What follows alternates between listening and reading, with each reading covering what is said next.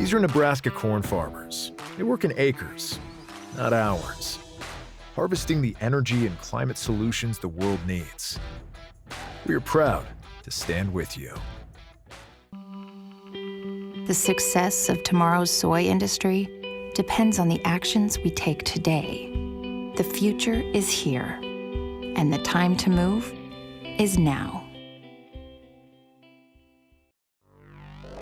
Market Journal Television for Agricultural Business Decisions is a presentation of the University of Nebraska-Lincoln's Institute of Agriculture and Natural Resources in partnership with the Nebraska Rural Radio Association. Promotional support provided by the Nebraska Farmer Magazine and partial funding provided by the Nebraska Soybean Board and the Nebraska Corn Board.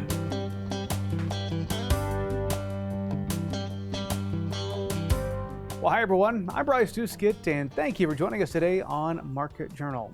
Often on the show, we focus on cattle, corn, and soybeans, and that's for good reason. But Nebraska's agricultural landscape, well, it's a whole lot more diverse, especially out west in the Panhandle. Earlier this week, I traveled to the Scottsbluff area to visit with Monty Reisig. He's been farming for 53 years. As we stood in the middle of his sugar beet field, he shared what makes his operation unique, starting with the crops he grows. We have some corn and some dry edible beans, a lot of those grown around here. So, and alfalfa, a lot of alfalfa grown in the area. But yeah, we're corn, beans, and sugar beets right now. Has that changed over the last 53 years? Not much. Okay, not much. That system. Yeah. We're standing in a field that has center pivot irrigation. The irrigation system in this region of the state is pretty unique. I know center pivot is here, but there's also a few different other methods. Do you have any of those deployed on your operation? I've tried to get away from those because they're more labor intensive. So pretty much gone to the sprinklers and the whole area where they can, they've gone to the sprinkler irrigation. Just because of the labor. Yeah. All right, 2025. There's always challenges when it comes to growing crops. That's the life of a farmer. Tell me about early in the season, getting your crops established. How did things go? Well, it was a little tough. We planted the sugar beets in April, and the people that have pivots, that have irrigation wells, they do well because they can irrigate whenever they want to germinate the beet crop.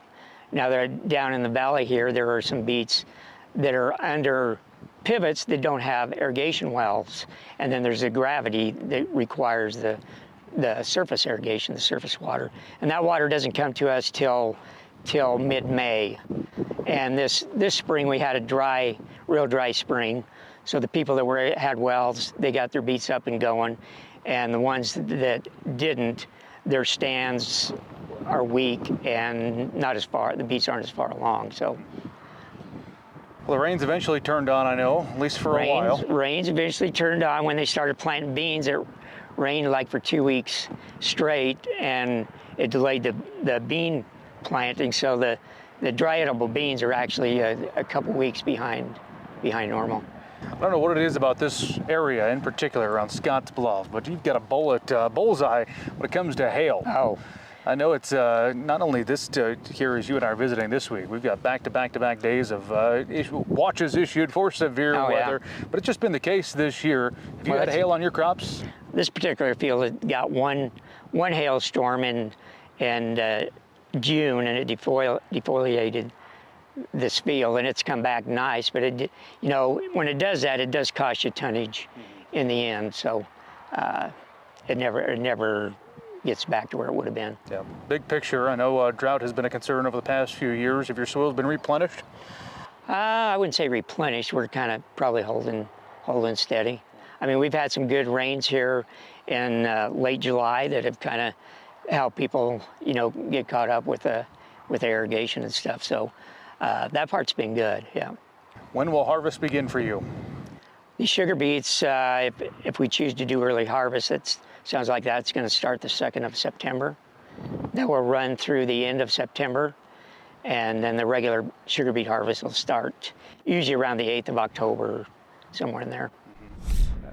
Now, on the topic of sugar beets, you might be surprised to learn that Nebraska farmers planted around 45,000 acres of them in 2024. That's according to data compiled by USDA. That usually puts the Cornhusker State in the top 5 sugar beet producing states nationwide. Up next, from Lincoln to Scottsbluff, new faculty members within the Institute of Agriculture and Natural Resources at the University of Nebraska-Lincoln were invited to head out for the 2025 Rhodes Scholar Tour. This interactive event highlighted extension and education centers to industry tours, and that included even hiking national monuments. This tour aims at enhancing professional careers of those who participate. Steve White has more on this annual event. Welcome to Dar Feedlot. Dar Feedlot was started in 1982. This may not be what Husker scientists envisioned when they signed up for a university job, leaving classrooms and labs for manure and mud. But this is where their research matters.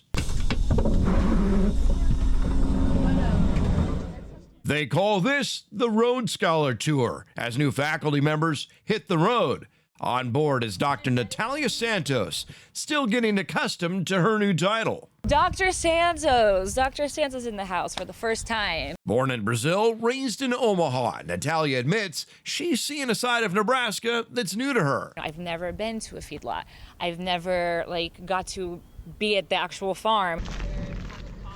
Dr. Nicole LaFour, Associate Director of the Doherty Water for Food Institute, grew up on a farm and most recently came from Texas A&M.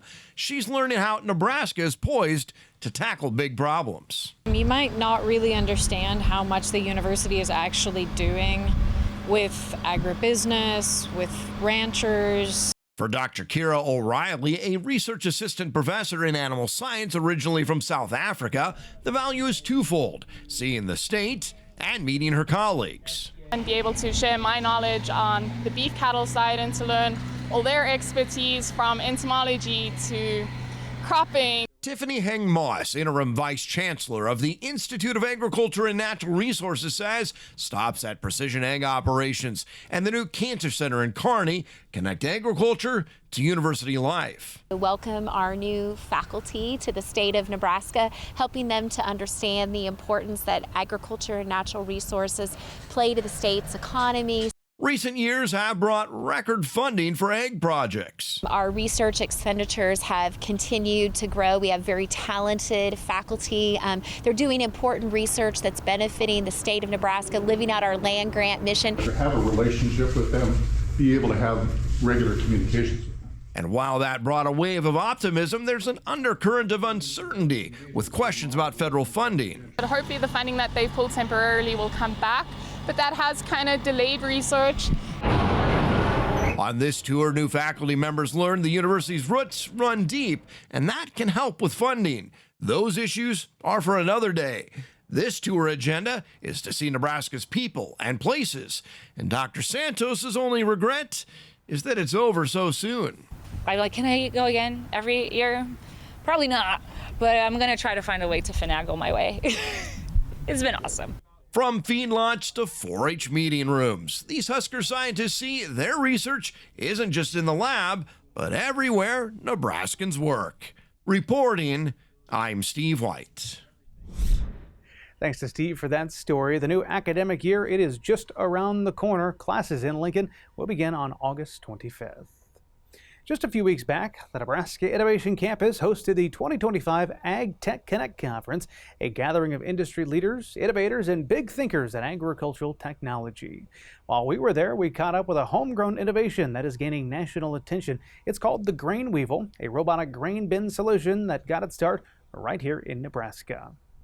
Chad Johnston, he is the Chief Executive Officer for Grain Weevil, is joining us. Remind us, what is the Grain Weevil? What's the problem you're solving? Yeah, so Grain Weevil is the grain bin management robot. Our ultimate goal is to do the work that no human should. And it started with that mission to keep farmers out of their grain bins, but actually it's turned into a device that really helps you maintain the quality of your grain and gives you a way to manage that chaos from start to finish. When did you know that you and your son were onto something here that would actually have some legs? You know, a lot in the tech space in general, there's a lot of ideas, but what you've built is quite impressive. When was that first moment for you? That first moment is the first time that the robot drove. The old orange duct tape, ugly looking prototype worked. And then a little video of that clip went viral. And we ended up getting about 400 direct messages from farmers saying, "What is this thing? What can it do?" And that's instantly when we knew, we had something that was going to really hit a good note with our customers. So that was really early on. I think we had some questions about developing the tech and some of the things of that, but we knew right then that this was an important project to work on. Well, it's pretty cool to see how you guys have been able to grow this from early on to what it is now. But tell us, I guess, where are you right now? You've moved and got a bigger office in Omaha where you're building these, and I understand you're building several of the robots to be deployed. We actually have 66 robots out in the wild now, so that was a big push from this last year. But we're building 100 more robots that will go out on the market. We're building them in a few weeks, and they'll be ready to go out in September.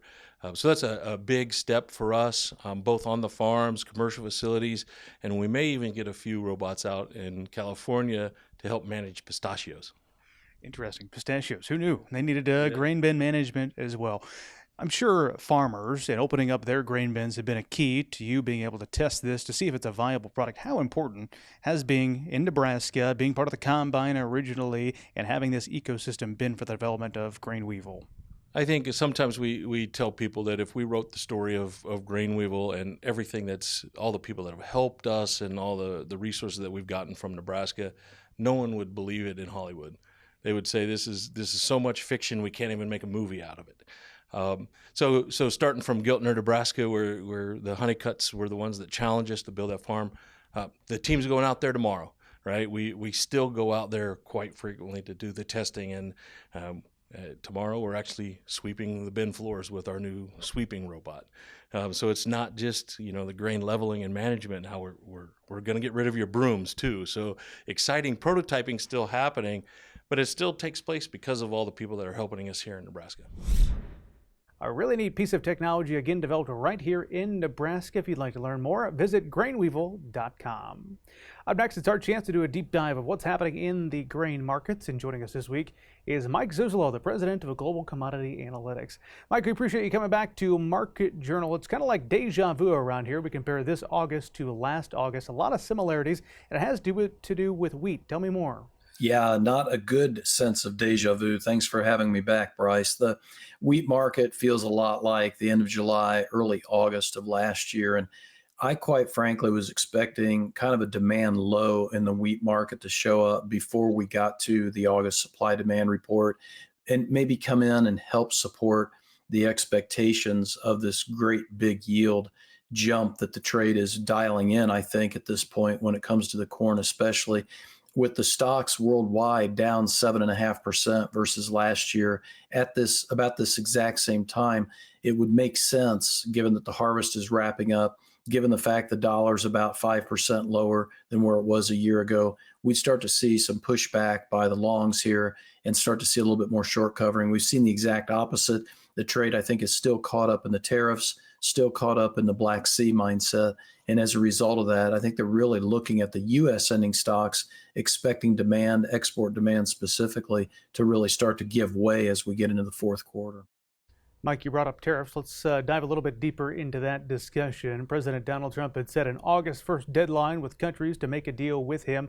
We didn't see a couple of key countries make a deal, and because of that, the tariff discussion continues now. What's the latest? What should we care about that impacts kind of the three main grain markets? Well, oftentimes, sticking with the wheat narrative, Bryce, we see the crude oil market tend to drive the wheat market and can drive the whole grain complex. I could see that happening again as we get into 2026, because to answer your question, what happened this week was India, instead of becoming a possible trade deal and taking a good chunk of agriculture exports, and in fact, maybe being the best replacement for China if we never got a trade deal with China, actually went on the defensive with us because of their purchasing of Russian oil. About 1.5 million barrels a day is what they're buying from Russia. President Trump, like he's done several times, has come in and said, I'm going to use my tariff policy as my foreign policy, and I'm going to tack another 25% on top of your goods. And so we're at a 50% tariff now with India, and they are deciding what to do at this point. So I think the trade took that very poorly, again, because we need more ag export type of details in terms of trade deals, whether it's South Korea, whether it's Japan, or now whether it was going to be India. I know we're tying the wheat market to the corn market a little bit. I wanted to zero in on corn for a second. As you and I are visiting on Wednesday, December corn briefly traded below what's being called a psychological level, which is $4. Traded below that. I think we closed above it or right at it here on a Wednesday afternoon, Mike. Is the low prices, or I should say the price we're seeing at the moment when it comes to corn, how much of that is because of the yields that are being tossed out and projected right now versus the demand and kind of the relationship between the two of them? Yeah, I would split it pretty much down the middle, 50-50 at this point, Bryce, because I think the wheat has that much power in the corn. The corn market being at a 375 lead month futures price as of Wednesday's close gets you almost to that 360 low we made last August. And so at 375, my price model would suggest we're dialing in about a 2.3 billion bushel carryover. The interesting thing about this, though, is that we're only about, 15, 20 cents away from the lows from last August. And yet on a worldwide basis, we've got the tightest supplies since 2013. We're down about 13% from where we were last year in the previous marketing year, heading into that August report and world corn ending stocks. So again, it would match up to me. Why would the beans be finding support, corn and wheat not? It's about U.S. stocks, not the world stocks right now, to the funds. Okay. And how about on the soybean side of things? A phrase that's often thrown out there in times like now is that low prices cure low prices, as in you make the commodity cheap enough and someone will buy it. How low do soybeans have to go before we see a boost in demand? Well, the question would be, can the wheat and the corn come in and support the beans? Because that's where we're at in terms of 960-ish on the lead month beans. We really need to see the corn and wheat come in because of all three of the commodities. Yes, we could gain more biodiesel demand domestically, but I'd look for us to keep losing export demand from China, especially. So if the corn and wheat can't bottom, then another 60 cents downside would not shock me. All right, coming up next week, it is the USDA latest WASDE report. How big of a deal is that for the market? Going to be watching that on Tuesday. Wouldn't have been a big deal had we not gotten into this deja vu mindset, Bryce. It's a big deal now. It could carry us all the way into September, October. I appreciate Mike joining us here on Market Journal this week. As a reminder, if you have a question for one of our future analysts, go ahead and email us or get in touch on social media so I can pass your question along. From a concert with the legendary Righteous Brothers to welcoming new calves at the Birthing Pavilion and crowning champions in FFA and 4-H, the Nebraska State Fair, it has something for everyone. This year's fair runs August 22nd through September 1st at Fauner Park in Grand Island. To get a full look at all of the ag activities, livestock competitions, and ticket events, you can visit the August issue of the Nebraska Farmer. Up next, it's our time to get an update of weather with Nebraska Extension's Eric Hunt. Eric, as you're looking out to the next 7 days or so, how are things looking? Well, thanks, Bryce. Definitely some chances of precipitation coming up for most of us here the next several days. Compliments of the couple different short waves will be coming into the region. So by Sunday morning, we're going to have a trough up here in Manitoba and a couple different short waves of interest. First one coming into the state late Saturday into Sunday morning. So I anticipate there being a chance for some heavier showers and thunderstorms across south central and southeastern Nebraska Saturday night into Sunday. Additional short waves coming through Tuesday morning. Again, I think it's going to be mostly a story of precipitation for the southern half, maybe southern third of the state. So basically along the south of Highway 30, we're going to have the best chances of picking up precipitation here in the next couple of days. Maybe some chances across the northern portion of the state as well. The WPC does have southeastern Nebraska and the marginal risk for excessive precipitation for a couple of days here. And they're relatively bullish on multiple inches of precipitation falling here across the this region of the state for the first portion of the week. I think the better chance of precipitation here across the western, southern panhandle and southwestern Nebraska likely will be Sunday night into Monday. Additional chances probably coming in as we move into Monday night into Tuesday as well. So again, I think really the southern third of the state likely to come out the best here for precipitation. And there are pockets in here that could probably use a little bit of a drink. Temperatures early this next week, generally on the cool side, particularly across the western portion of the state. We should really actually see some pretty nice temperatures here overnight for a couple nights this next week. And we're going to see a welcome relief from the heat we've had out here of late as well. Further east, cooler than average for high temperatures. I think we're probably not going to drop off as much overnight in the eastern side of the state, but certainly a little bit of a break from the warmer overnights that we've seen here of late. As we hit the middle of the week, there may be a chance of getting a front getting through the northern portion of the state. Some chance of thunderstorms Wednesday night and early Thursday morning. WBC shows the best chance of heavier precipitation being in here across the southeastern portion of the state. But if we do get a front to come sneak through here, I do think there'll be a chance for widespread quarter to half inch, maybe some pockets of more than that across the northern portion of the state as well. One thing I'm watching out for, though, as we head toward the middle portion of the month, particularly about August 17th or 20th, is this ridge building back near the eastern two-thirds of the country. Now, if this comes to fruition, which there's a reasonably good chance it will, I do think we're looking at temperatures getting back into the 90s, dew points getting back well into the 60s and probably well into the 70s across the eastern half of the state. So I think there's going to be risk for some excessive heat coming back into this region for a period of time here starting about August 17th. Just something to kind of keep in mind. CPC is in good agreement with this, with pretty good chances of above average temperatures through the period. I do think there's going to be chances for precipitation as we head through this period now that CPC is more bullish on precipitation to our north and east. I do anticipate there being chances for precipitation throughout the state as we head through about the middle portion of the month. Again, we really have had pretty good precipitation across most of summer, most of the state this summer, and I don't necessarily see the faucet shutting off during this period either. Recent precipitation, again, kind of the corners of the state did pretty well. We had some very heavy precipitation on Sunday morning here across eastern Knox County. Some very beneficial precipitation here across the southern panhandle last weekend. We did a nice complex of storms roll through on Wednesday morning across other portions of eastern Nebraska as well. And we've had a wet summer, record wet here from solstice through August 6th across northeastern Nebraska. And this is reflected in the corn yield and soybean yield projections here from StoneX. So very, very good yields likely here across most of this portion of the country. Drought monitor, we now have about 25% of the state in drought. That's the best we've been in about a year. And this is a temperature and precipitation round for the week ending August 2nd, 2025. Back to you, Bryce. All right, thank you very much for that update, Eric. We appreciate it.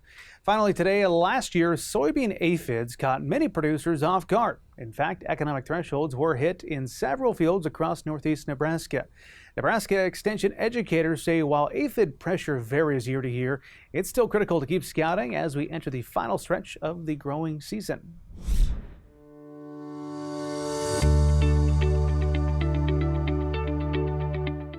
Over the Midwest as a whole, they've recorded yield losses in the 40 to 50% range. Nebraska, we have recorded losses of 20 to 30%. So it is a big enough issue that it is worth scouting for. If it's early in the infestation, it's tough to even spot them. You have to be looking under leaves. Usually the newest growth has the most aphids on it. When we get into hotter temperatures, fuller canopies, they move down in, and so they'll be on the undersides of leaves.